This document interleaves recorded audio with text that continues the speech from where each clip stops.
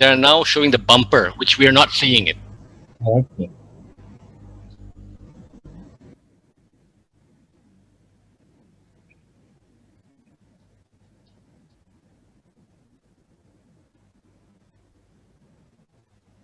Selamat malam, good evening, good afternoon for those of you who are outside Indonesia, in Europe or beyond. My name is Chandra Darusman. I am the president of the Federation of Indonesian Musicians Union. It's a great pleasure to be in this webinar. This webinar is part of the Jakarta Content Week, which commences, I believe, today and will run until the 15th of November.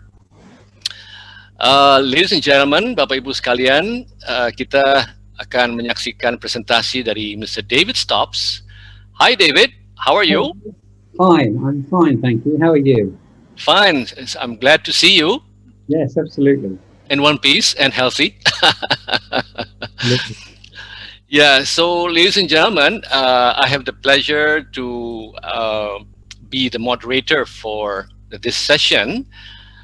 David Stops is living in England, and he is a well-known artist manager, as well as a promoter and director of the UK United Kingdom CMO PPL. He is also an author and book, which I can show it to you, How to Make a Living from Music. This is authored by David Stops, published by Wipo, the World Intellectual Property Organization based in Geneva. It's now in the second edition, but I was told the story goes that a third edition will appear next year. Forward to seeing that publication. So today or tonight we are going to talk about music. And I cannot avoid mentioning that we're still in the middle of the pandemic. And the paradox is that, as we all know, the music industry is now devastated during this pandemic period. But people still produce music. Now, that's something that we need to emphasize, because music is also a healing method. So, on one side, the music industry is suffering, but at the same time, we all still produce music to heal ourselves and the entire world. So, David, thank you again for being with us, and we look forward to have a conversation within the next 90 minutes. And David has prepared a presentation which we will listen from him. And now I'd like just to give you the floor. You are ready to start. You can do so. David, the floor is yours. Okay, well, thank you very much indeed, Chandra. It's a great pleasure to see you and all those that are listening in. I hope you can understand my English. I'll try not to go too quickly. But it's interesting you say the music industry has been devastated, because, of course, the live music industry has been devastated. But the recording side of the music industry is doing very well throughout the lockdown. It was expected to be 30% down, but it's actually 6% up over lockdown. So parts of the music industry are doing very badly, particularly the live side, but on the recording side particularly, they're doing okay. So we'll talk about that then. Yes, definitely, yes. And I've asked Chandra to butt in or jump in if there's any questions you have, Chandra, as I go through the presentation, and I won't be in the least offended. No, sure. I'll do it as smooth as possible. Brilliant. Okay, well, I'm going to share my screen now. Hopefully that'll work.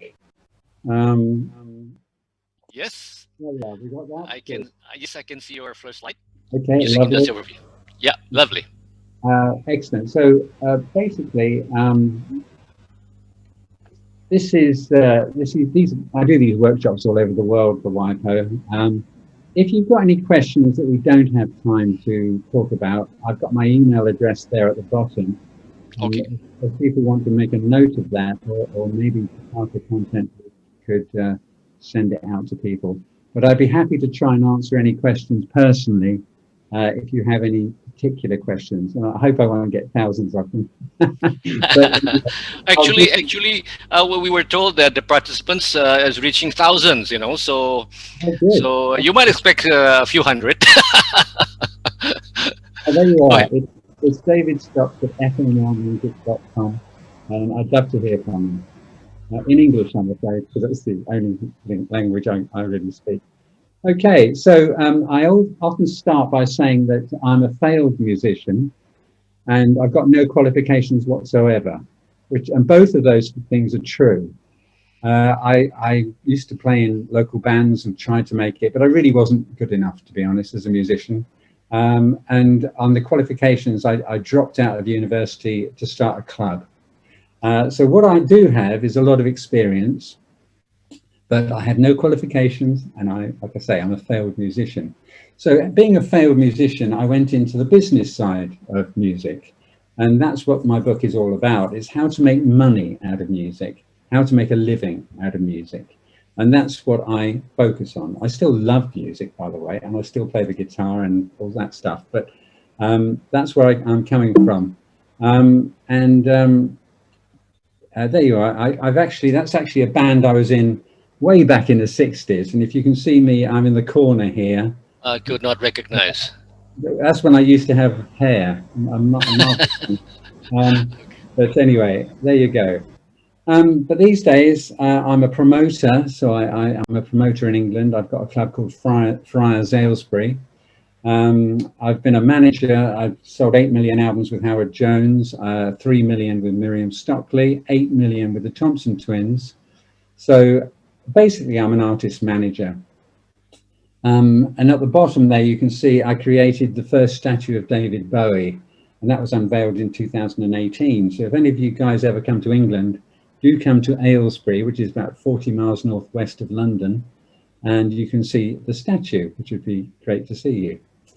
This is one of the artists I managed, Tom Bailey. This is with Nile Rodgers last year in London. Tom is an amazing artist. I did an 80-day tour with him in the USA in 2018. I lived on a tour bus for 3 months. It was great, marvelous. And all his band are female, which is fantastic. This is Charlotte on cello, that's Paulina on drums. This is when we played Las Vegas in front of 8,000 people. Fantastic success, beautiful picture. Before the pandemic, of course. Yeah. And as a promoter, I've been involved with these artists, particularly David Bowie, Genesis, Steel Pulse, Roxy Music, the Ramones, The Clash, etc., Blondie, as a promoter. This is the venue I use now in England, and it's there. That's for a band called The Specials. I was expecting there to be 30 people there. It turned out to be 600, which is always a wonderful moment. And that's what it looks like inside. That's the vaccines. This is me with Pink Floyd, would you believe? That's me sitting down. This is in 1969. And 50 years later, last year, 2019, I put Nick Mason on again. He's the gentleman on the right here. That's Nick Mason. I put him on again with Saucer Full of Secrets, and there you can see him on drums there. So there was a 50-year gap between gigs, but we got there in the end. This year, all the shows have been postponed till next year. We had the Flaming Lips were supposed to play July this year, but of course that's been bumped to July next year. We're confident, now we've heard about the vaccine, that we will be putting on shows again in July next year. That's my hope anyway. If we're not, it's going to be very difficult. So, as Chandra says, How to Make a Living from Music. This is the second edition. It's translated into 5 languages. So you've got there French, Spanish, Russian. I guess that's me there, but I'm not sure. And Chinese, Mandarin. So if you want any of those languages, you can download all of them for free from the Wipo website, or you can buy the Dead Tree version also from Wipo. So Wipo is the World Intellectual Property Organization. It's based in Geneva, and it administers the international treaties, the IP treaties. And I've put in capital letters the ones that affect the music industry, which is basically the Beijing Treaty on Audiovisual Performances, the Berne Convention, the Rome Convention, the Wipo Copyright Treaty, and the Wipo Performances and Phonogram Treaty at the bottom there. Those are the ones that are important for music. So Indonesia, you have signed the Berne Convention, not the Rome Convention, No. but TRIPS. Of course, everybody had to sign TRIPS because the Americans insisted on it. But the TRIPS treaty includes a lot of the Rome Convention obligations and the Berne Convention obligations. So if you sign TRIPS, you've got quite a lot of the two above that incorporated into that treaty.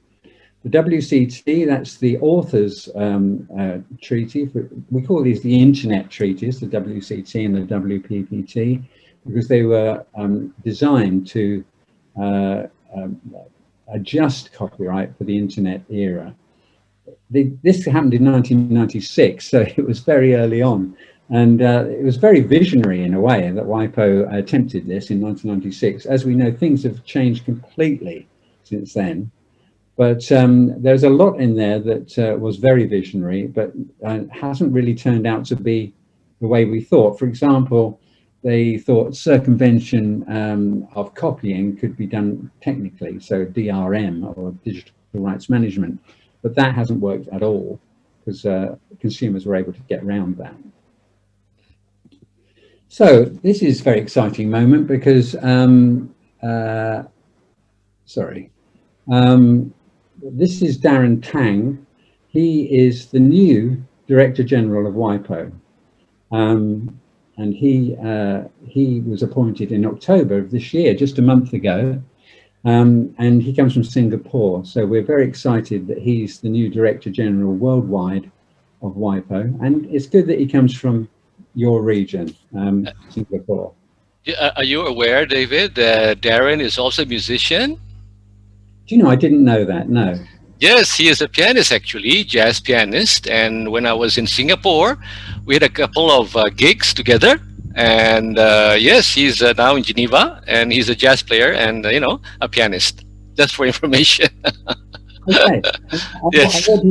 What instrument do you play, Chandra? A piano as well. You're a pianist as well. Fantastic. Yes. Well, I play guitar, but I don't think I'll be as good as you. No, don't say that. You're too humble. Anyway, so these are some of the countries I've done workshops in, and you'll see that Indonesia is in there. And I did actually do a workshop in 2009 in Jakarta, but they've come on a lot since then, and I'd love to come back and do another one when this pandemic is over. That's Kenya. That's in Jamaica.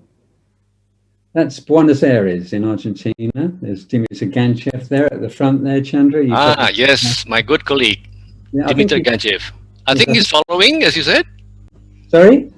I think is he following our webinar, I guess? Yeah. I think he's looking at this from Geneva. Okay, greetings to Dimitar. Great.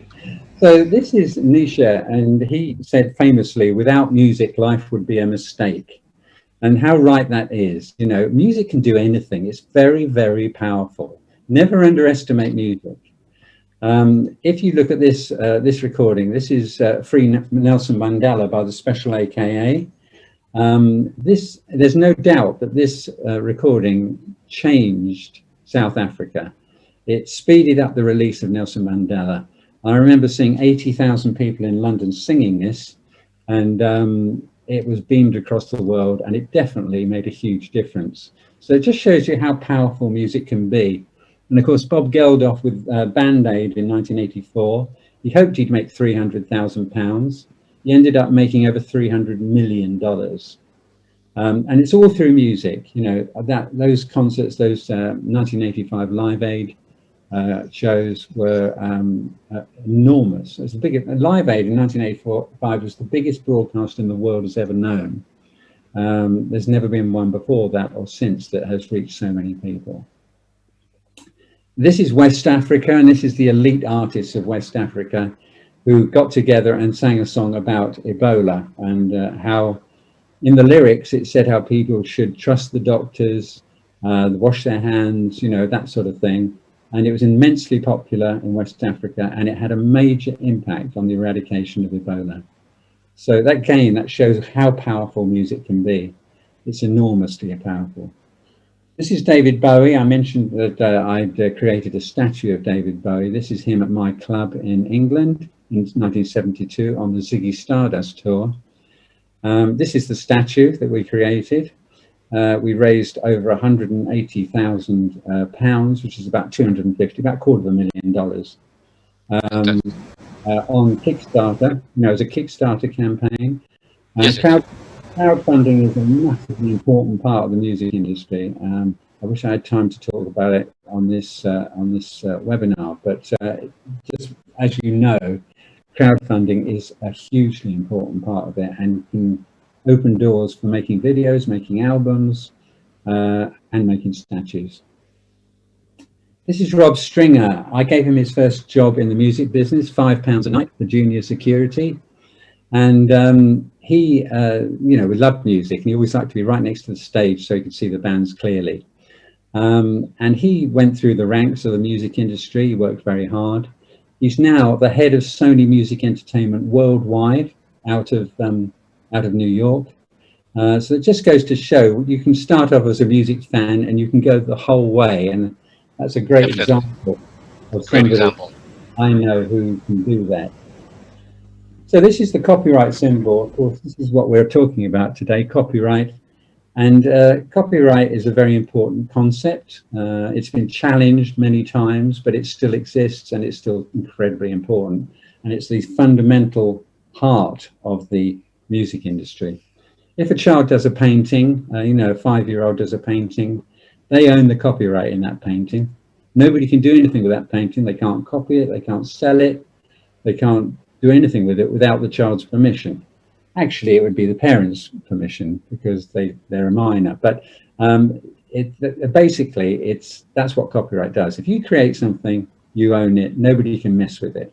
Automatically, as we say. That's right. In music, of course, if you write a song or you make a recording, then you own the copyright until you license it to somebody else or assign it to somebody else or other things you can do with it. But right at the beginning, you own it. And there's two sides to the music industry. I'm sure you know this. There's the authors and publishers side there on the left, and there's the performers and recordings on the right. And anything in music, you have to understand there are two sides to it. There are different rules for each side. There are different periods of protection for each side, but you always have to consider both sides. If you're clearing a sample, if you're into rap music or whatever, you know, and you want to clear a sample, you have to clear both sides, not just with the record company, but also with the authors and publishers who wrote or control the author's rights in that sample. So this is it, basically. Artists, you go down to an author, you go down to a performer. All artists are performers, but some artists are also authors. So let's just look at the author side, the yellow side there first. If you are a songwriter, a composer, a lyricist, or an arranger, you are an author. And you could say musical author. I'm not talking about an author in writing books. I'm talking about a musical author. And if you create a song, it's called a work. We call it a work. And the copyright in Indonesia for author's rights is life of the author plus 70 years. Correct. So if you were 20 when you wrote the song and you lived to be 80, you would have 60 years of copyright protection in your lifetime. But then in addition, your heirs would get another 70 years. Copyright protection would be 130 years. The author's rights are generally administered by what we call a music publisher or a publisher. And if you look at the examples below, Bernie Taupin wrote all the lyrics for Elton John, so he's a pure author. Lady Gaga and Elton John write music. Lady Gaga also writes lyrics. So Lady Gaga and Elton John are also authors, but they're also performers. But Bernie Taupin is a pure performer. He doesn't appear on stage with Elton John. He just writes the lyrics. So on the performer side, if you're a singer or you play a musical instrument, you are a performer. And if you fix your performance, that means you record it, then all the recording rights kick in at that point. And we call those related rights. In Wipo terms, that they would be called related rights, but they're also sometimes called neighboring rights. And in Indonesia, the period of protection for a recording is 50 years from release. So you see that compares with the author's rights, which is 130 years in the example I gave you, only 50 years on the recording side. The reason for that is historical, because recording was only invented in like 1887 by Emil Berliner. So, but writing down sheet music has been around for much, much longer, hundreds of years, you know, back to the classical composers. So it's more a historical reason that the term of protection is less. Elvis Presley there, a phonogram producer is the entity that exploits the recording rights. We call them record companies or phonogram producers. Elvis Presley didn't write anything, so he was a pure performer. But again, Lady Gaga and Elton John are performers, so they are both. So let's have a little look at collective management, because I know that's a big issue in Indonesia. Yes, we can talk about that. Yeah. This is a roadmap for collective management of communication to the public licenses. That means collective management, basically. So you start at the top with a user. That could be a radio station, a TV station. It could be a shop or a factory or a karaoke club, anywhere that plays music in public. So if you own music, you perhaps own, you're a songwriter, or you're a recording artist, wherever that music is used in the world, you should get paid. That's basically the bottom line. That's not happening in every case. In many cases, it is happening. But you should definitely get paid whenever your music is used anywhere. And here we're talking about, like I say, public performance. So we're talking about whenever your music is, your recording is played on the radio, on TV, or in a club, or in a shopping mall, or in a factory, anywhere where the public can listen to it. And we've set up a collective management system around the world, and that's still developing in Indonesia. On the author side, which is on the left-hand side there, you have an interesting setup in Indonesia, and I'm hoping I've got this right, Chandra. But I'm hoping I've got it right. LMKN is the national CMO. Correct. Yes, that's right. And Selmi do all the licensing. So they license the TV stations, the radio stations, and like I say, the karaoke clubs, McDonald's, the 7-Elevens, etc., etc. And then LMKN issue the invoices, and they distribute it to, on the author's side, 3 CMOs, that's WAMI, KCI, and RAI. And then those 3 CMOs will distribute the money to publishers and authors. Just a slight correction there, that Selmi is actually only involved on the right side of the related rights. Selmi is the coordinator of the related rights CMOs, whereas WAMI is the coordinator of the copyright CMOs. Just a slight correction. Yeah, no, a very important correction, and I'm sorry I got that wrong. So ignore Selmi on the left-hand side there. Correct. That's only a correction. Yeah, thank you. That's what you're there for, Chandra, to put me right.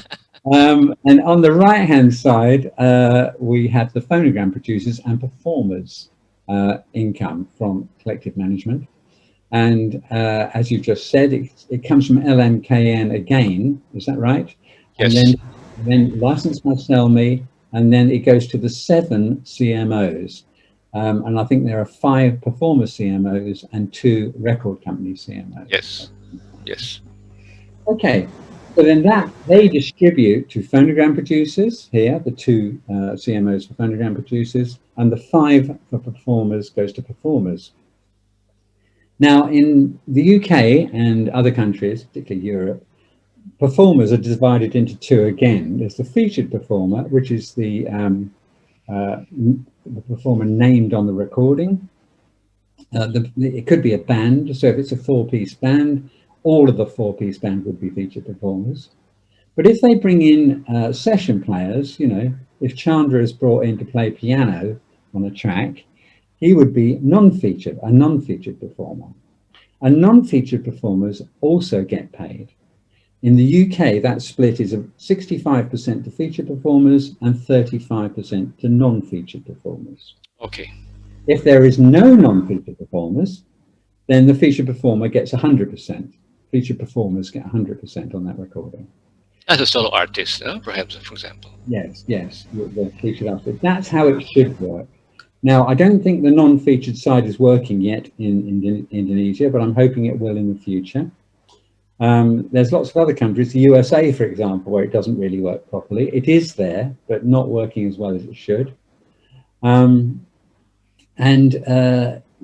can earn a lot of money as a non-featured performer. If you happen to be brought in to play piano, Chandra, on, say, Adele's Hello, you know, when she recorded that, you would earn enough money from that to live for the rest of your life, for that 120 minutes that you played that day. You'd also you get a fee for doing it from the Musicians Union in the UK, or Musicians Union rate. And so that day you probably earn £100 for doing that or something. That's it. But because you're an unfeatured performer and you were lucky enough to have a big hit, that would, every time that's played on the radio for the next 100 years, you would get paid. Actually, not 100 years. I'm going to say 70 years. Well, that's an inspiring story to tell. Yeah? So, but it's a 1 in a million to be the pianist of Adele. Not everyone can do that. You know, you might get the phone call and they say, "Look, I want to come down to Abbey Road and just play a bit of piano on this track." And if you don't know till you get there what the artist is usually. And so you get the music, you play it, and you go home again. You know. But you might earn so much money from that for the rest of your life. And I manage a non-featured performer who earns over £100,000 every year without fail. It's always over £100,000 every year. And he's a player, he plays on different people's recordings, and that's how much you can earn in the UK. David, may I just give a short comment on your diagram here?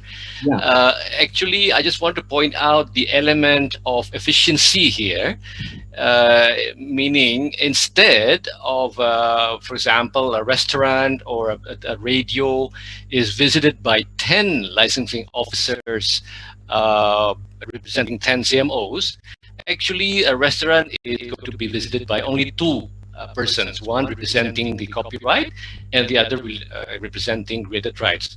So I hope this, I think this element should be outlined, undermined, so that people see that it's sort of a coordination which is going on in Indonesia now, and thanks to the IP office. That's the only comment I just wanted to add. I mean, if you're a hairdresser, you don't want 10 people turning up, do you? Exactly. It's interesting you say that, because in the UK there has been a joint venture between PRS, who does the authors' rights, and PPL, of which I'm a director, that does performers' rights and recording rights. And they have got this joint venture, so there's now only one person that goes into the hairdressers. Fantastic. That's even more efficient. Yeah. And it's called a music license, and then it's divided up in the back end. You know, the hairdresser doesn't need to know. Yes. All they need to know is, can they play music in their hairdresser? Or can a karaoke club play karaoke? But then in the back end, it's divided up between the rights holders. And the one thing I've heard in Indonesia is that tariffs are very, very low. And I think that's something that needs to be addressed in Indonesia. Apparently the radio and TV rates are very low. And it would be very good if there was a complete review of those rates, because musicians need to be able to make a living, and so do record companies, and so do publishers. And if the rates are very, very low, it's very difficult to do that. Now, of course, you have got a massive population there, which is handy. So, you know, you've got a very big population, but if those tariffs could be raised to how they should be, because as I said before, music is very important. If you had a discotheque and you took the music out, it wouldn't be much fun. You know, it depends entirely on the music. The music should be valued, and I think to have very, very low tariffs for music is not the way to go. They should be fair and reasonable. But Absolutely. I would hope that the IP office could look at that as you go forward. Now, I just want to talk about this thing called making available, because the entire music industry is based on this. And Chandra, you will remember Dr. Fixer in. Of course. He is a legendary professor. Yes, of course. Yes. In Hungary, and he invented the making available right, which was brilliant of him. Again, back in 1996. And it basically says that if you choose a piece of music at a time and a place of your own choosing, then the making available right exists. If you don't, in other words, you have no control about what you're listening to, then it does not exist. So with radio and television, you have no control over what music they're playing, none at all. So the making available right does not exist in radio and television. However, on the internet, if places like Spotify or Apple Music or iTunes, you're picking a track, you say, I want to listen to that track, and you're clicking it. That is accessing a piece of music at a time and a place of your own choosing. And the rules are totally different for what we call linear and non-linear. So radio and TV we call linear. That's where you have no control. The making available right does not exist. But for YouTube, Apple Music, Spotify, iTunes, etc., it's non-linear. In other words, it's interactive. You can choose the piece of music you want to listen to, and you click it, and off you go. When the making available does exist in those services there, the record companies will license directly to them. It doesn't go through the collective management system. And on the publishing side, on the author's rights, occasionally CMOs are involved, sometimes not. Sometimes the publishers are licensed directly. But CMOs are usually involved to an extent, at least on public performance, if not mechanicals. And I hope you understand what mechanicals and public performance mean. I could spend half an hour explaining that, but have a look at my book. Reproduction, as we say. Yeah. Yeah, reproduction, mechanical rights. The word mechanical rights comes from the gramophone, the original gramophone, because it was a mechanical device. And if you played a gramophone, that's where it comes from, the word mechanical rights. So I will go back to that in a second, but as I say, the whole industry is talking about this at the moment, because if it's linear, if it's radio and TV, if we go back to that collective management chart, then it's usually a 50-50 equitable remuneration arrangement, so that the performers on the performers side say they would get 50% and the record companies would get 50%. If the making available right exists, you'll get paid by the record company according to your royalty rate. So if you've got a 15% royalty rate or a 20% royalty rate, if you're lucky, then you would get 20% of the money. Whereas if it's linear, you get 50%. So that debate is raging at the moment, and we'll come to that in a second. A couple of tips then for authors and performers. Don't assign your rights. If you have the opportunity, don't assign, always license. If you assign your rights, that you're selling them basically. There could be, you could be doing it for a period of time, but if it's life of copyright, then you're selling them basically. You're selling them on the basis that you'll still get a revenue from the exploitation of those copyrights. But it's much, you don't own them. In the case of a record company, for example, the record company would own and you wouldn't.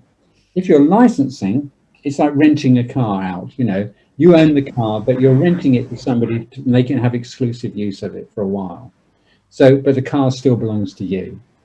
You know, if you're assigning, you sold the car, basically. And that's the difference. So always try to get a license rather than an assignment. And here's 3 fantastic copyright laws that help creators. In Germany, you cannot assign copyright in author's rights at all. You can only license it. So if you write a song, you will always own that song, but you can license it to other people to exploit. But that's a fantastic law. And Germany is the only country in the world that has it. In the USA, all copyright transfer, assignment or license can be terminated at 35 years. There's a lot of court cases going on about that, but basically that's another great law. So, you know, if you're 20 and you signed a recording contract or you signed a publishing contract, you have the right to get it back when you're 55, which is just when you might need the money. So, it's great. You know, it's a great law. Now, this has blown me away, right? Chandra said to me, he said, "No, hold on a minute. In Indonesia, it's 25 years. That's fantastic." Yes. I mean, I had no idea that Indonesia had that law. But it's absolutely brilliant that you do have it, you know, 25 years. So that means if it's a buyout contract from, you know, years ago, after 25 years, you have the right to get it back. Correct. It is one of the breakthroughs of the 2014 Indonesian copyright law, which states that the reversionary rights is 25 years. Brilliant. I mean, I'm blown away by that. Absolutely blown away. So I shall mention that in every workshop I do around the world, and please do. Hold Indonesia up to be a shining example. Okay, now this is the other really big debate that's raging. This is how, what we call slicing the digital pie. And this is how on streaming or on downloads, this is how the money is divided. It's different in every country, but this is a global average. So in the corner here, in the right-hand corner, you have the streaming services. That would be Spotify or Apple Music in the corner there, in the right-hand corner. Down here, they take 30%, just there, roughly, they take 30%. And they do need to take 30%. As you probably know, Spotify has never made any money yet. There's an argument they should take more than 30%, but it is around 30% at the moment. Of that, the record label makes 45%, gets to keep 45%. The artist, that's the featured artist who's signed to the record company, will get roughly 11%. The publisher, only 4.2%. And the songwriter, the author, will get 9.8%. That's a startling chart, and there are many people that think it should be changed. It's come from the CD era. This is sort of the way it worked from the CD era, and they just transferred that to digital. Carried over. Yeah, but digital is totally different. And this should be completely rewritten for digital. The artist would say they're not getting enough, definitely there. The publisher would definitely say they're not getting enough. The songwriter would also say they're not getting enough. The record labels are doing very, very well out of it. And the record labels would say, no, this is perfectly reasonable. Of course, the labels would say, we take the risk. They say, look, we take the risk, and therefore we need that 45% because we're such big risk takers compared with the others. And there is some truth in that. You know, there is definitely, that's a valid point. But there's a lot going on with this at the moment. The British government is doing an inquiry into it, into streaming at the moment.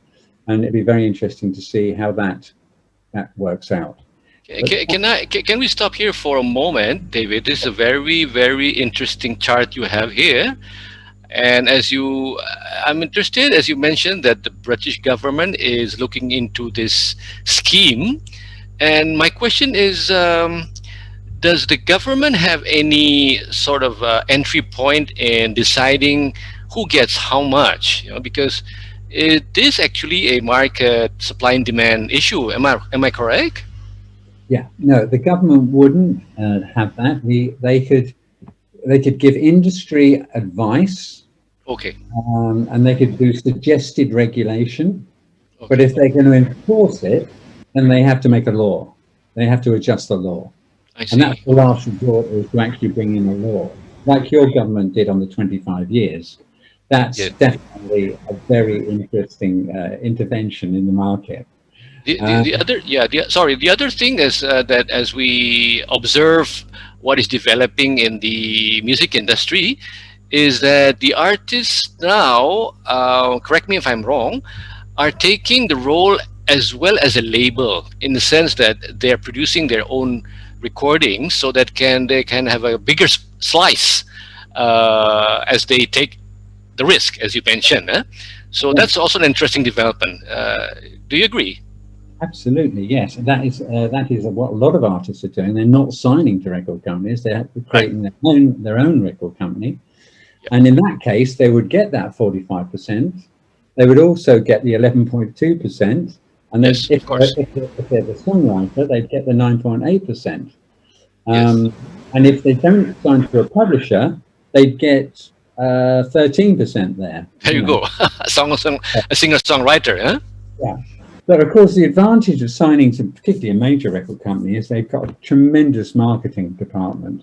Yes, I agree. So if you do it yourself, that's fantastic. And there are companies like Cobalt and probably in Indonesia that will help you do that. So they will administer your rights for you for a fee, but you don't assign them to them. So you still keep all the rights, but like Cobalt, artist services, label services, will do that work for you for a percentage. And that's a very interesting way to go if you can afford to do it. But the great thing in signing to a record company is they usually give you an advance. So they give you a cash sum to get your career moving and get you out on the road playing shows, whatever. And they will do a huge amount of marketing. I mean, the major record companies, if they put their marketing department behind you, if they can see it's going to go, you couldn't be in a better place, to be honest. And I always say to people, is it best to have 50% of £100 or 10% of £2,000? Mm-hmm. And of course, it's much better to have 10% of £2,000 than 50% of £100. So, you know, even though you might be getting a lower percentage, you're getting to a lot more people, so you're getting a lot more fans, and that's a massive part of it. But also, you're making a hell of a lot more money. So you really need to look at that carefully, and don't just look at the percentages, thinking, what is it a percentage of, and what can this record company do for me? Publishers also have that role. So this is another controversy that's raging at the moment with YouTube and the value gap. Now, YouTube operates. I've got Dimitar waiting to get in, so I'm going to put admit on this. Yes, the value gap. So YouTube operate in a different way to the other services, to Spotify or Apple Music, in as much that they use this thing called safe harbor. And safe harbor means it was designed for ISPs, you know, broadband services, so that it protected broadband services from being sued for copyright infringement for whatever goes down their pipe or their Wi-Fi. And that's very sensible, because it's not fair that you should say, well, just because someone's doing copyright infringement on your broadband service, that it's your fault. It clearly isn't the broadband service's fault, and they can't control it. So it's a very sensible law, safe harbor for them. However, YouTube come along and they said, yeah, we're going to use the safe harbor as well. But it was never designed for a copyright distribution platform like YouTube. It was designed for broadband services. So the safe harboring legislation in the USA is the DMCA, which is Digital Millennium Copyright Act. In Europe, it's the e-commerce directive. And I'm sure in Indonesia, you have an equivalent law.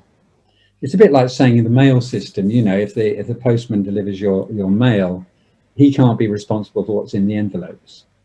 It's that's the theory behind it. The other thing about YouTube is that any videos can be uploaded. They don't have to get licenses. Because they hide behind this safe harbor law, they you know, anybody can put a video up on YouTube, and they don't have to get licenses for the music. What they do say is that if you tell them it's illegal, they will take it down. Yes. And they get millions and millions of takedown notices every day from people like the IFPI and you know, the major record company organizations and other anti copyright infringement companies. But the trouble is they take them down, then somebody puts it up again 10 minutes later. Right. And then they have to be told to take it down again. So what we want is take down and stay down. Stay down. And they could do that, but it's not happening at the moment. So there's an awful lot of music on YouTube that isn't getting monetized. Of course, you can monetize it on YouTube. They do deals with all the big record companies with this thing called Content ID, which you can get Content ID on a recording and on a work, a song, and that will in fact result in the record company getting paid and the publisher getting paid. Often it goes through CMOs on the author's side, but you should get paid. If your music's up on YouTube, you should get paid.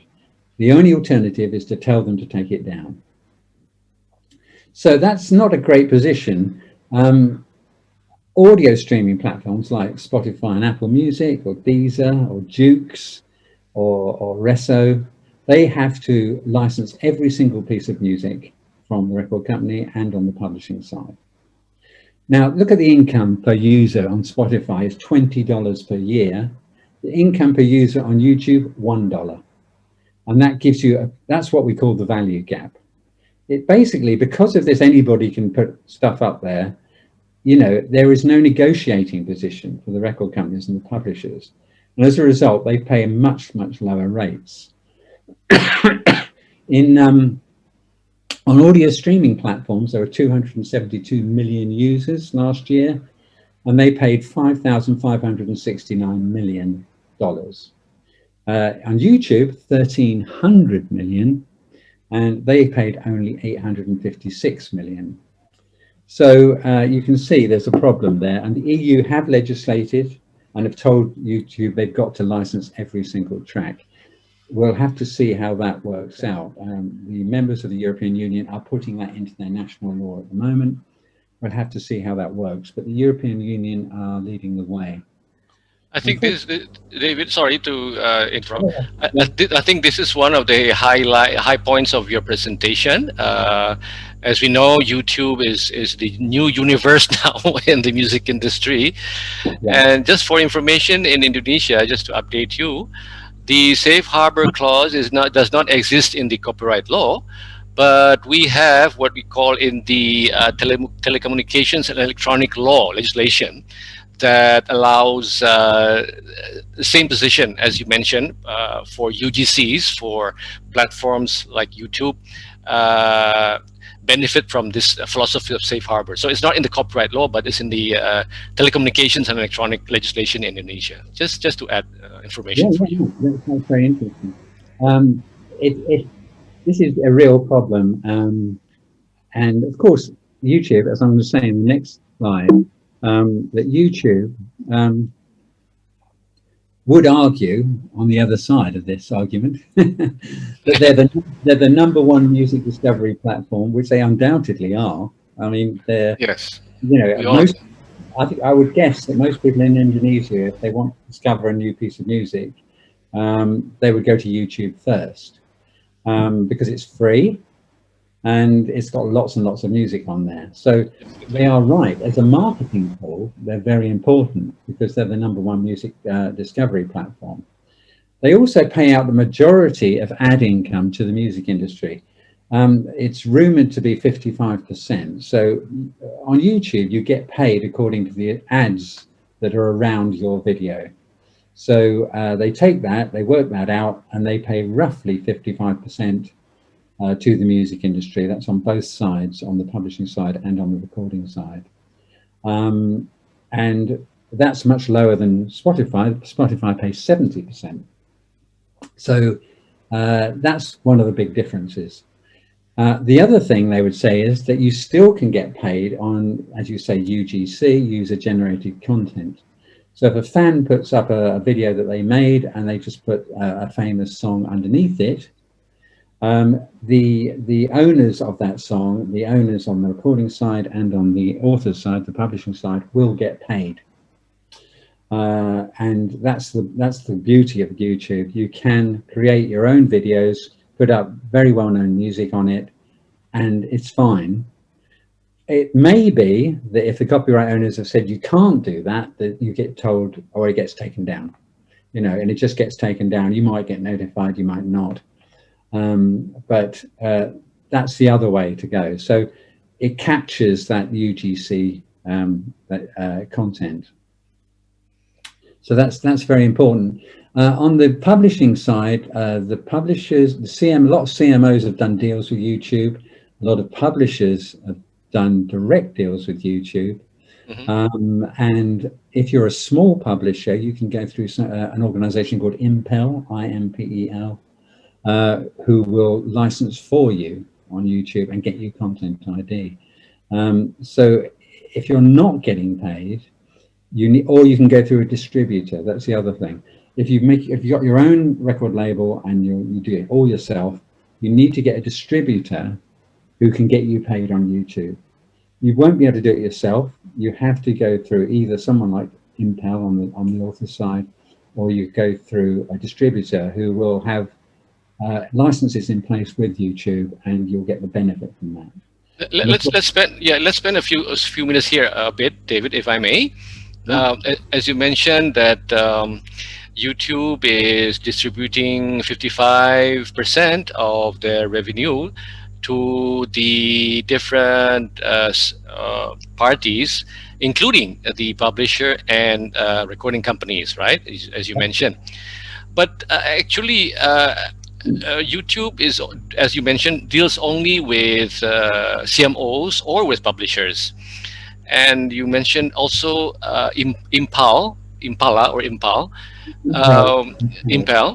Yeah. That's the independent publishers, am I correct?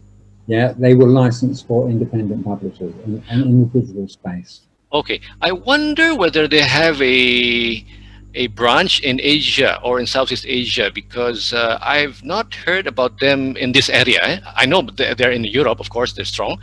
But how does it work for Southeast Asia or for Indonesia? How does it work, do you think? I would contact them. I mean, they are a global organization, absolutely global. So I would approach them and see if it's possible to join from Indonesia, but I don't see any reason why it shouldn't be. I will check that for you, actually, because I'm not 100% sure. And if anybody contacts me, I'll try and get an answer for you on that. But there's certainly a global organization. Okay. You know, it's important to understand that. And, you know, like I say, the bottom line is at the end of the day, they'll take it down.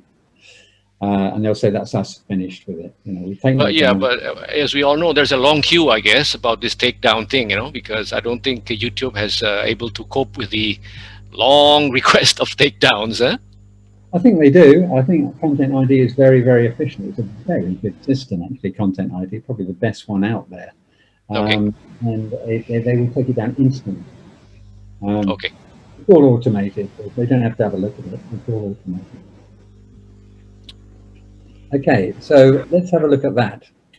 Now, this is the other raging issue at the moment. Audio streaming. This is, of course, Spotify, Apple Music, Deezer, Jukes, Resso. the revenue, how are royalty payments calculated? Well, in the old days of CD, there was a rate per CD. There was a fixed rate, so many cents per CD, and that was very clear.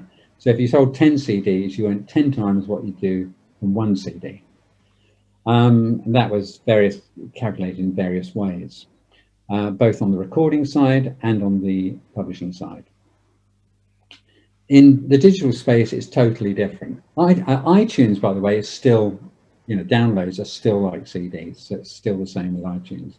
But on streams, it's based on revenue share, and it's by country. So Spotify, for example, will tally up all the streams in Indonesia each month, and then divide that money amongst the record companies' share of that money. So if so many streams were owned by Universal Music, say, they would get that percentage payment.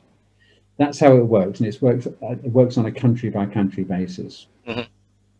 Now, if you were a fan, say, of a niche jazz band in Jakarta, and all you listened to was that jazz band, you didn't listen to Drake and Ed Sheeran and all these people, or Adele. You only listened to that jazz band. Uh-huh. Your $10 a month would still be going to Ed Sheeran and Adele and Drake. Most of it would go to those big artists.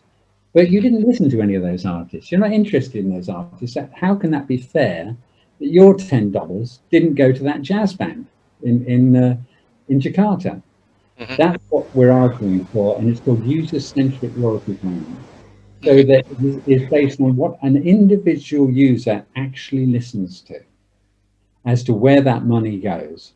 And if that was in place, niche bands like the jazz band in Jakarta would do much better out of Spotify and Apple Music. And, the likes of Drake and Ed Sheeran would do slightly worse. But it would be much fairer for everybody. And the company that's really leading with this is Deezer out of France. They're a streaming platform. And they are recommending that it be rolled out in France, and it may be. In which case, then it could possibly catch fire elsewhere. The amount of money coming in is still the same. It doesn't affect that at all. It just affects how it is distributed. Once Spotify have paid the record companies and the publishers and the CMOs, how that is distributed. So that's so you're trying to say that unlike CMOs, which based on usage reports, audio streaming is not actually based on usage report, but the user-centric royalty payments. Is that correct? What you're trying to say? That's what we'd like to see. Yes. Yeah. At the moment, it's entirely revenue share. So there is no rate per stream. That doesn't exist. You can work it out each month, if you wanted to. Then you come up with a figure. But the next month it'll be different. The next month it'll be different. Yes, correct. So there's with CDs it was a specific amount. In streaming, it's a revenue share system, and the rate per stream moves around all the time. And of course, in Indonesia, it'll be totally different to it will be in India or Russia or Australia. It'll all be different.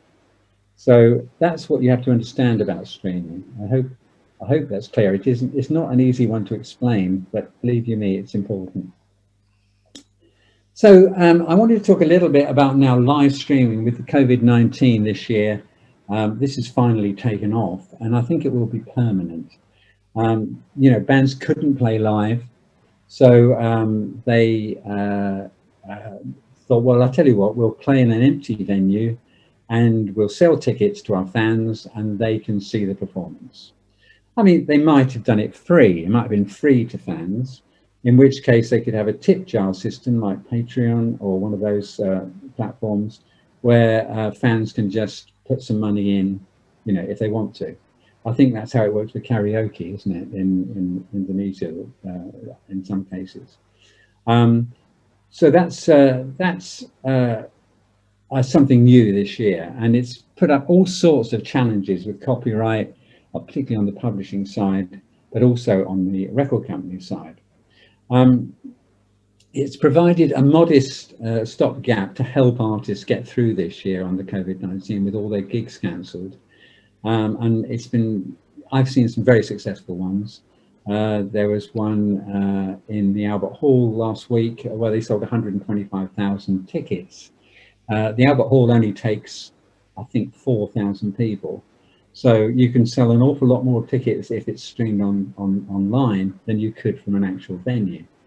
And what we're going to find is going forward, this is going to definitely be a thing in the future, because a lot of bands are very concerned about climate change and the fact that they don't want to do 100-date tours anymore, world tours, because the amount of carbon footprint increase if you do that is enormous. And a lot of them are very concerned about that.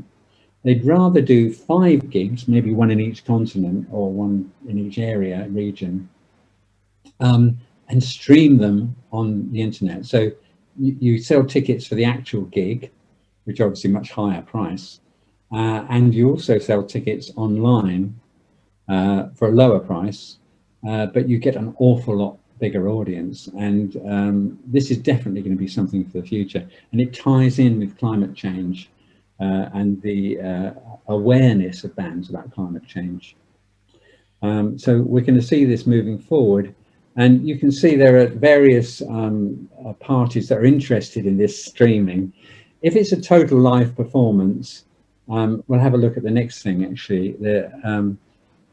If it's the middle one here, if it's a live stream, it exploits the rights in the song because you're still playing songs and they are being, they're coming out in the, online.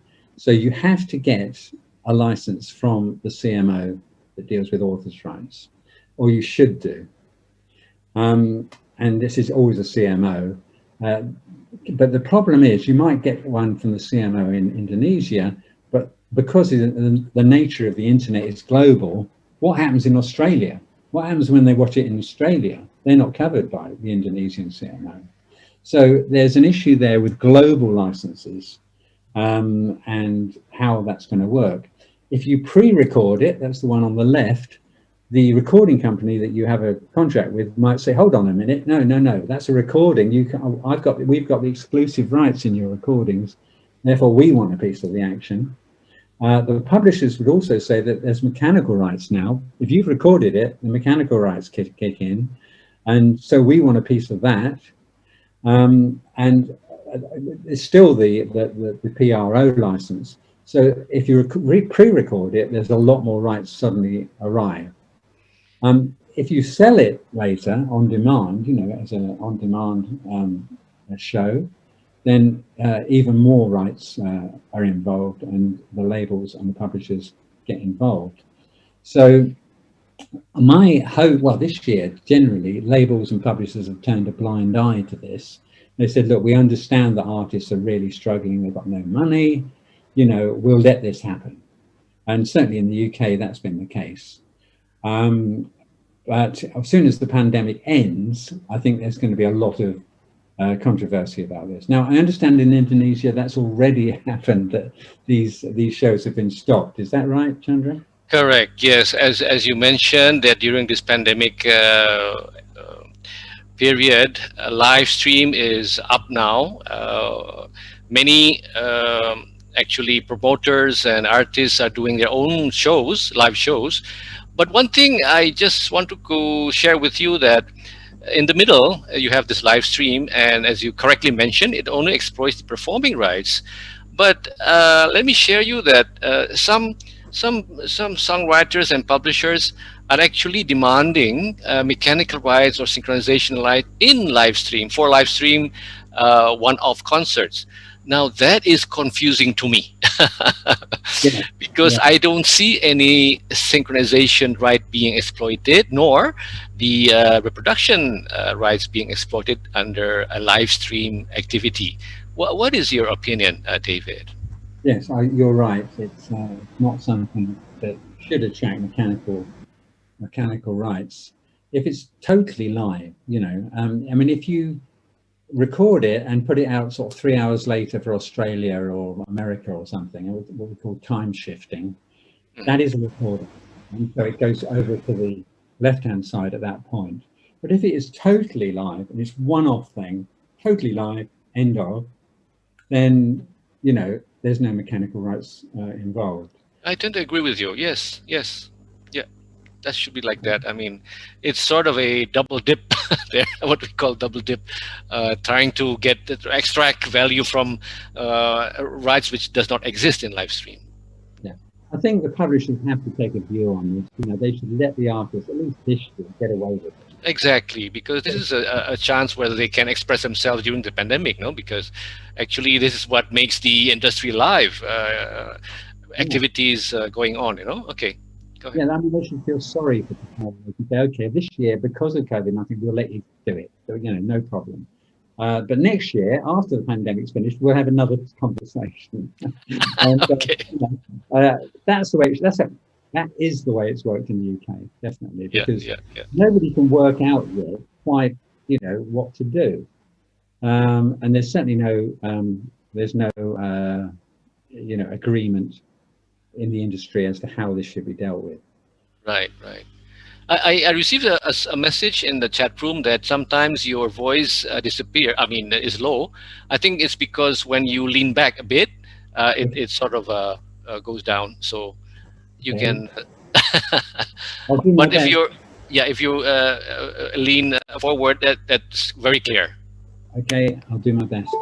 Thank you. Right. Okay.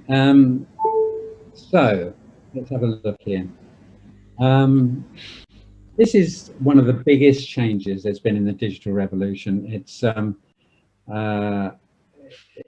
way artists and fans connect. Now, this is the old way of doing it in the old CD era. The artist would do a deal with the record company and the promoter in the case of live shows. And the record company would market the artist through the media and through retailers, you know, record shops. And that would get to the fan. So the fan would engage looking at music magazines, etc., or the radio or television. And the fan would also go into record shops and look at the records. So there was no direct connection between the artist and the fan. The artist could see how many records they were selling, so they knew if they were doing well or not, but there was no direct connection. And same with the promoter, it goes to the ticket agent, and the ticket agent goes to the fan. Again, there's no direct connection with the artist and the fan. And this has been one of the hugest changes in the last 5 years. This is how it works now, of course.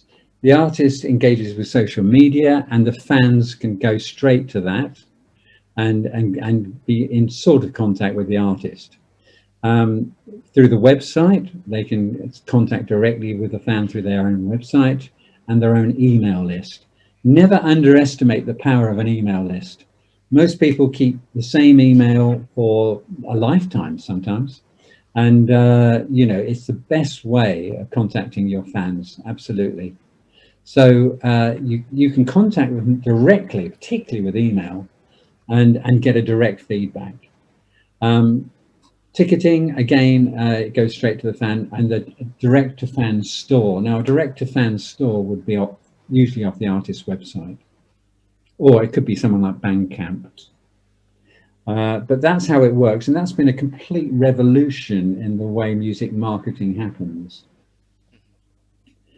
And the other thing about modern digital marketing is that you have to have masses of content. This is called Jakarta Content Week. Well, I tell you, you have to have an awful lot of content in the music industry because the major record companies have huge departments and all they do is make weekly content on each artist. So if you have 6 months between albums or a year between albums, you can't just go dormant for a year and just ignore your fans for a year. Some do that actually, but you shouldn't. You should keep on engaging with them, keep doing social media, keep on doing iPhone interviews, keep on doing interviews, all sorts of stuff, you know, little videos, little acoustic performances, photographs, all that sort of thing, constantly pushing that out to the fans. And so they will engage with you. If you ignore them for a period of time, they'll go away. They'll go somewhere else. So that's a huge difference. A massive amount of content is required. And of course, the short form video sharing apps are great, like TikTok particularly. But the problem with that is it's just 15 seconds of music, and often the fan doesn't know what the music is, or certainly who the artist is. So whilst you should get paid from that, because those platforms are licensed now, or are becoming licensed, it's not very good for increasing your fan base.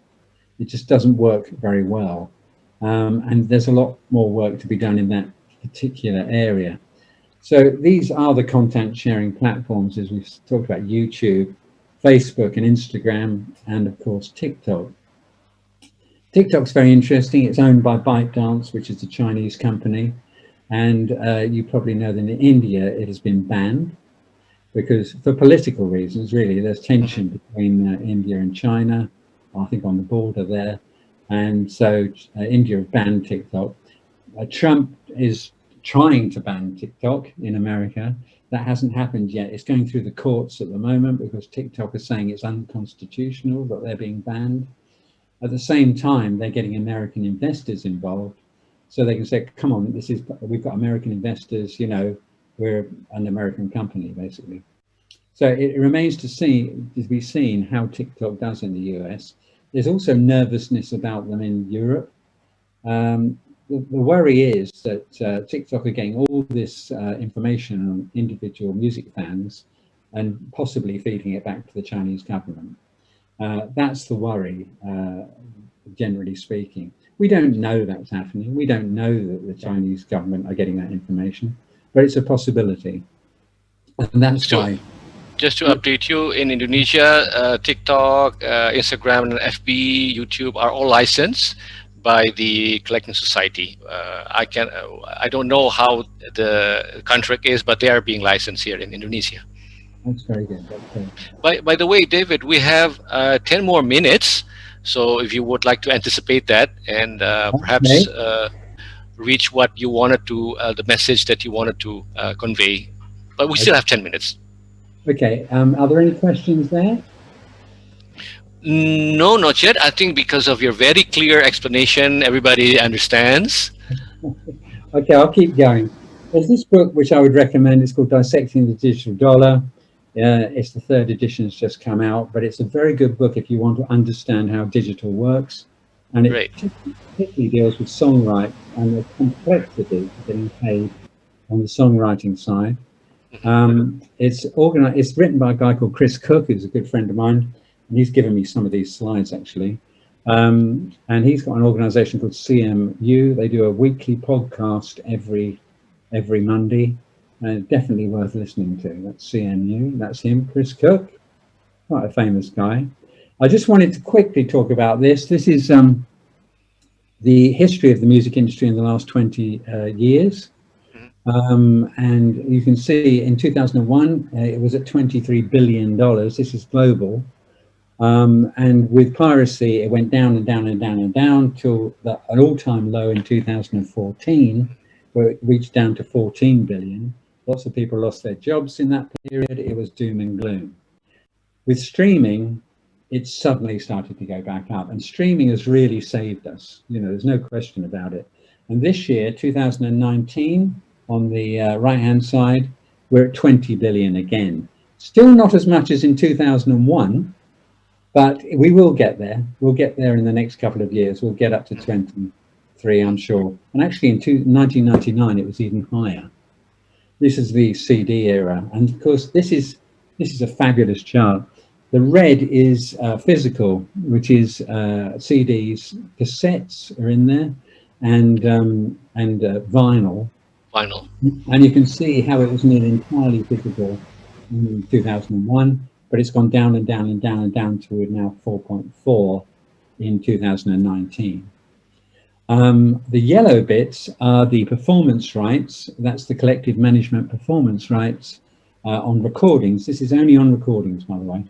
And you can see they have steadily gone up, the yellow up to 2.6 in 2019. So that's very encouraging. And the blue is in fact downloads and other digital. So this is when iTunes started to come along, and you know, you can see that in 2013 or 2012 rather, downloads from iTunes and other people like Amazon MP3, Beatport, were doing very well. That was the peak there. Since then, they've gone down and down and down and down. Then you have streaming, which is the dark color here, which just started in a very small way here. 2008, Spotify came along, and you can see it's just grown and grown and grown to the point in 2019 where it's 11 billion. It's the biggest income stream in the music industry. Synchronization is that tiny little orange bit at the top, and you can see that's going up as well, very, very slowly, but that's synchronization. And that means when you put songs into films and television productions and video games, that's when you get the synchronization income. So yeah, so I'm going to zip through these, but that's, you can see that's the breakdown. So 18% is still CDs. So physical is still important. 18% of the world is still CDs. 3.5% is vinyl. Now that is, you know, that's interesting. Vinyl's going up. There's no question about it. In fact, in the USA this year, they sold more vinyl than CDs in the USA. So it actually overtook CDs. But this is the global picture. Downloads 7%, streaming 56%, broadcast and public performance 12%, and synchronization 2%. So that's the overall picture, but it varies enormously in different countries. And you'll see that Japan here is 68% physical. Germany is still very high in physical, 30%. The UK is 19%. Japan is the second biggest market in the world. Germany 4th, UK is 3rd. And if you look at the US, physical is very low, 9.5%. Sweden, it's even lower. And streams, look at this, 67% in the USA of their market is streaming now, 75% in Sweden, 76% in Norway. And the reason for that is that in Scandinavia, Sweden and Norway, downloads never really happened. They went straight from physical to piracy, and then from piracy to streaming. And that's why, you know, you got the download figures here of 0.9% and 1%, virtually nothing, because downloads never really happened in Scandinavia. And I'm going to just, I was going to go through, sorry, oh yeah, that's worth noting. In South America, last year, of all the videos that had 1 billion views in the world, 70% of them came from Latin America, which shows you, you know, the huge amount of interest there is in Latin American, South American countries. Interesting. That's an amazing statistic. And it all started with Despacito, I suppose, and, you know, went from there. Okay. I receive a question. I think since we're approaching the time limit, I'd like to mention this question to you, David, if you don't mind. Okay.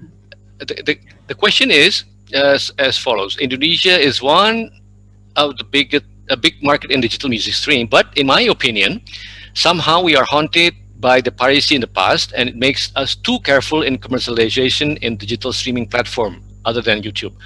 We still are trapped in the old system. So the question is,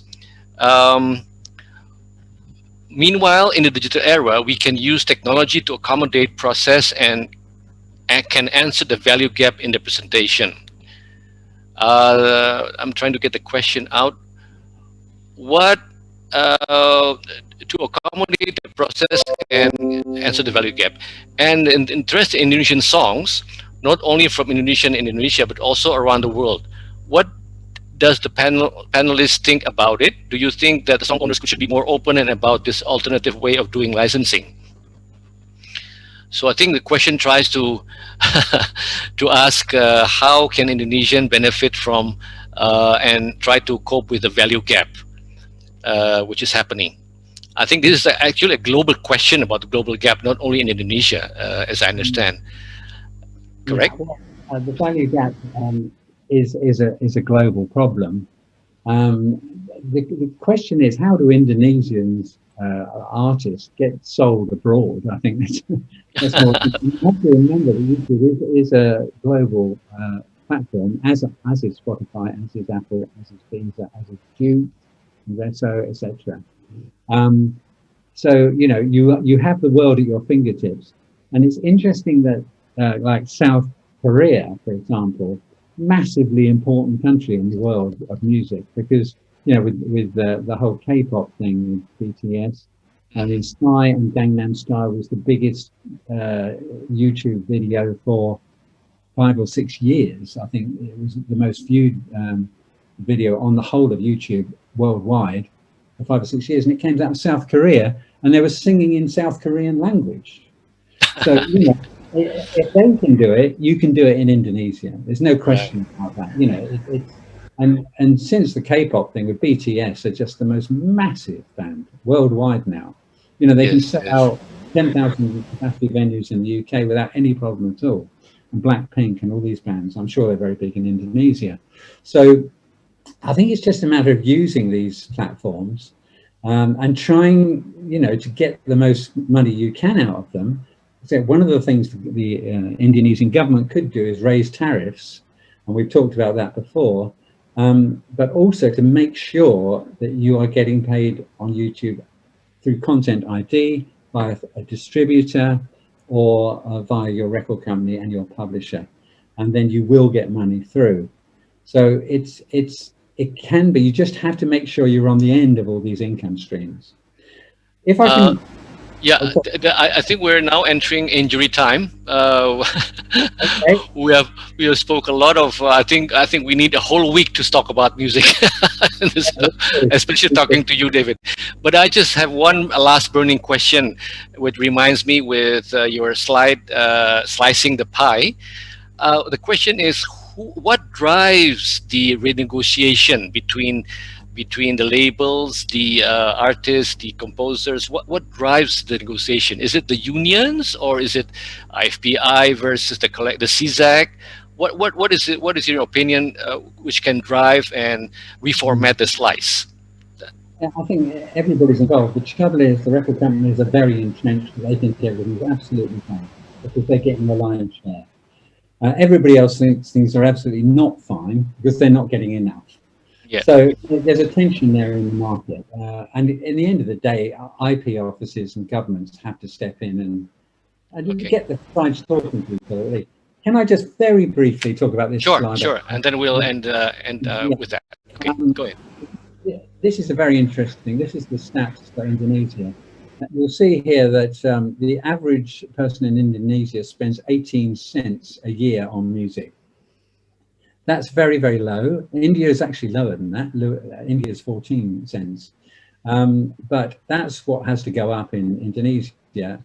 And you can do that through an expansion in subscription audio streams on Spotify and Apple, etc. And that's really important to understand. But up the top corner here, sorry, I've gone back a bit. The growth rate is 9.4%. That's very healthy in Indonesia. So last year, the music industry in Indonesia grew 9.4%. That's a really good figure. And if you look down here, everything's going up here. Audio streams, ad-supported audio streams. The only one that's going down is downloads, and you'd expect that. Obviously, yes. Every country in the world would have the downloads figure going down. So you're very typical. You've got downloads down, but everything else is up. And the great thing is that this 3 here, that's subscription audio streams, that's where all the money is made. And you're up +3. So it's a very, very good picture for Indonesia. Just keep going, try and get those tariffs up, try and get the industry working efficiently, and it'll all be lovely. Great. This is actually a high note to end our conversation, David. I really am sorry that we need more time to speak about music, especially with you, David. We need a whole week, as I said. And I'd like to thank you, David, on behalf of the organizer of Jakarta Content Week. And it's a great pleasure to talk to you, to speak to you, David, this evening. I hope you enjoyed it as well. And we hope to See you again in the future. And I would like to recommend the audience who are musicians make use of your book, and it will be a third edition next year. So, your last words for ending the session, David, please. Yeah, well, as I said on that last slide, the growth is good in Indonesia, and although we had a terrible year, and live music has been on its knees, the record industry is still doing well, and let's hope with the vaccine that next year is a really great year for live music, particularly, and everybody goes back to karaoke and everything else. Absolutely. And I'd love to come and see you in person when this is all over and do a workshop in Jakarta. Maybe Dimitri Ganchev can see if we can do that. Or in Geneva. Yeah. Okay. Thank you again, David Stobbs.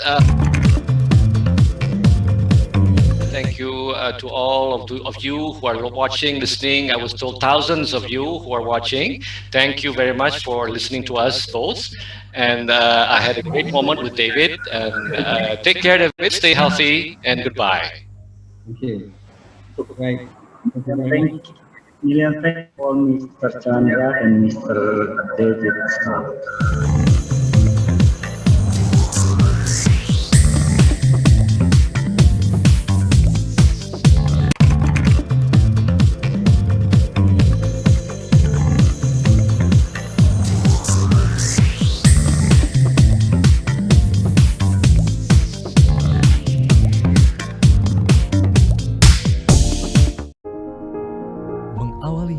Informasi terkini menjadi sumber referensi dan inspirasi di setiap aktivitas.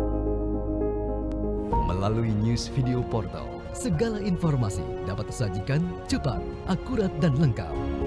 Dengan kekuatan teknologi digital, Midcom.id hadir dengan berita pilihan yang dikemas secara menarik. Midcom.id, digitally inspire people. Sudah 15 menit, masih kejebak macet. Tenang. Daripada emosi, 15 menit Anda jadi lebih berharga kalau bersama saya. 15 Minutes, setiap Rabu, jam 6 sore lewat 45 menit. Mediaindonesia.com hadir dengan opini cerdas dan narasumber kredibel, mudah diakses, informasi berkualitas ada di genggaman Anda. Klik di browser Anda www.mediaindonesia.com dan temukan pandangan berbeda, karena fakta bisa sama, sudut pandang boleh beda. Mediaindonesia.com, views and news.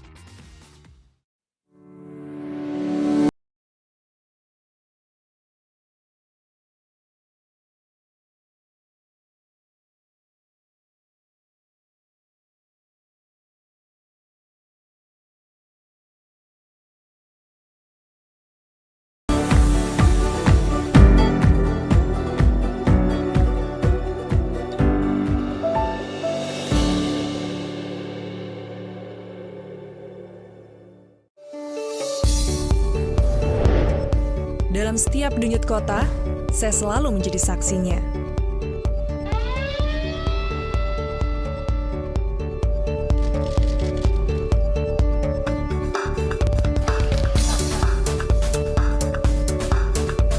Disiarkan lebih dari 20 televisi jaringan Jawa Pos Group.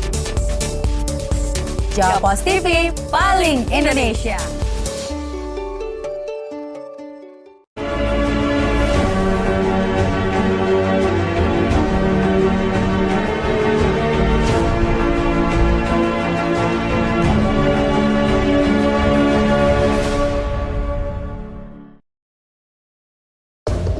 Kebebasan pers dan gelombang era digital menghadirkan ribuan bahkan jutaan informasi dan data setiap harinya. Beragam data dan informasi berserak di berbagai tempat seiring dengan perubahan dunia yang bergerak begitu cepat. Media-media baru pun bermunculan, namun kualitas informasi seolah tak lagi menjadi prioritas. Bahkan tak sedikit yang abai pada etika jurnalisme.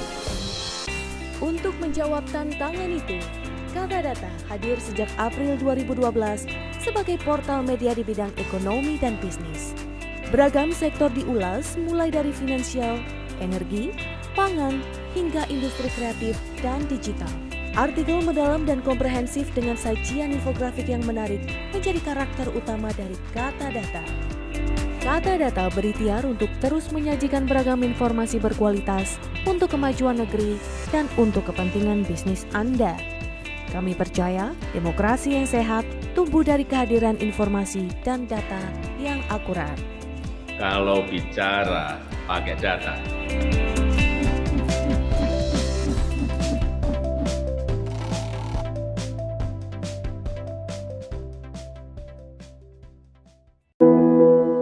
Hidup terlalu pendek untuk membiarkan pemikiran-pemikiranmu, ide-idemu terdiam begitu saja.